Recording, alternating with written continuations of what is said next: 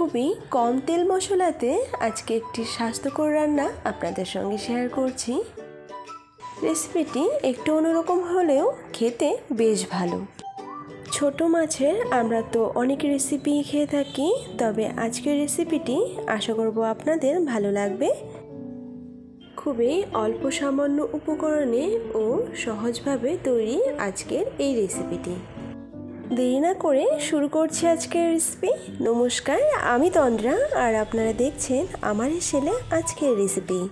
প্রথমত মাছগুলিকে আমি খুব ভালোভাবে কেটে ভালোভাবে ধুয়ে নিয়েছি আর ভেজে নেওয়ার জন্য এর মধ্যে দিয়ে দিচ্ছি হলুদ আর নুন। আর মশলার জন্য নিয়ে নিয়েছি একটা মিডিয়াম সাইজের পেঁয়াজটা হাফ আমি বেটে নেব আর বাকিটা পরে লাগবে। আর তার সঙ্গে নিয়ে নিয়েছি 6 থেকে 7টা কাঁচা লঙ্কা। এবার পেঁয়াজ কাঁচা লঙ্কাটা একসঙ্গে পেস্ট করে নিচ্ছি। আর গ্যাসে একটি মাটির পাত্র বসিয়ে দিয়েছি, এর মধ্যেই আজ রান্নাটা করব। আর পাত্র গরম হয়ে গেলে এর মধ্যে দিয়ে দিয়েছি সর্ষের তেল। তেল খুব ভালোভাবে গরম হয়ে গেলে আমি মাছগুলোকে ভেজে নেব।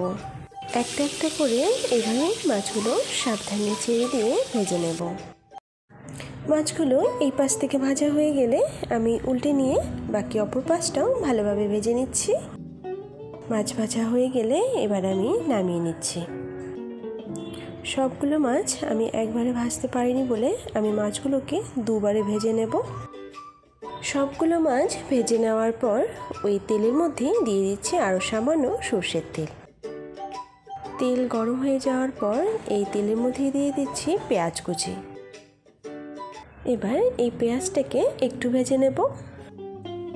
আর ভাজা হয়ে গেলেই এর মধ্যে দিয়ে দিচ্ছি শাক। এখানে আপনারা আপনাদের পছন্দের যে কোনো শাকই নিয়ে নিতে পারেন। শাকটা খুব তাড়াতাড়ি নরম হয়ে যায় বলে আমি এটাই নিয়েছি। আর শাক দিয়ে দেওয়ার পর এর মধ্যে আমি দিয়ে দিচ্ছি রঙের জন্য হলুদ আর স্বাদ মতো নুন। নুন হলুদ দেওয়া হয়ে গেলে এবার আমি শাকটাকে খুব ভালোভাবে এর সঙ্গে মিশিয়ে নিচ্ছি। ভালোভাবে মিশিয়ে নেওয়া হয়ে গেলে এর মধ্যেই দিয়ে দিচ্ছি একসঙ্গে বেটে নেওয়া কাঁচা লঙ্কা ও পেঁয়াজ। ঝালটা আপনারা অবশ্যই নিজেদের স্বাদ অনুযায়ী দেবেন। কাঁচা লঙ্কা ও পেঁয়াজ বাটাটা দিয়েও ভালোভাবে মিশিয়ে নিচ্ছি। আর ভালোভাবে মিশিয়ে নেওয়া হয়ে গেলে এর মধ্যে দিয়ে দিচ্ছি একটি কাঁচা লঙ্কা চেরা।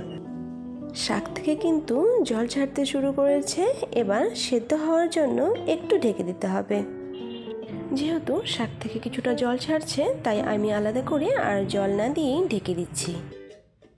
প্রায় 5 থেকে 7 মিনিট মতো ঢাকা দিয়ে রান্না করে নেওয়ার পর ঢাকাটি খুলে নিচ্ছি। আর এর মধ্যে আমি ঝোলের জন্য জল দিয়ে দিচ্ছি।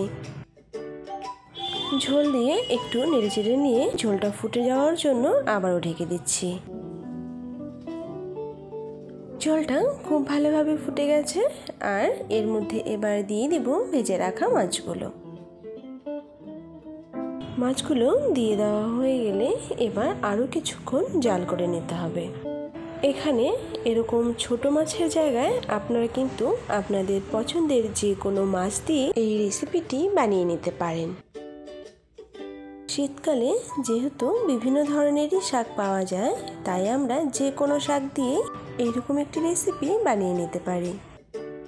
তাহলে তৈরি হয়ে গেল শাক দিয়ে মাছের এইরকম পাতলা ঝোল। খুবই সাধারণভাবে তৈরি আজকের এই রেসিপিটি। এই পদ্ধতিতে আপনিও একবার শাক দিয়ে মাছের এই রেসিপিটি ট্রাই করতে পারেন। আশা করি আপনাদের ভালোই লাগবে। আর আপনাদের যদি আজকের এই রেসিপি ভালো লেগে থাকে, আশা রাখবো একটি লাইক দিয়ে সকলের সঙ্গে শেয়ার করতে ভুলবেন না। তাহলে দেখা হচ্ছে আবারও একটি নতুন রেসিপি নিয়ে।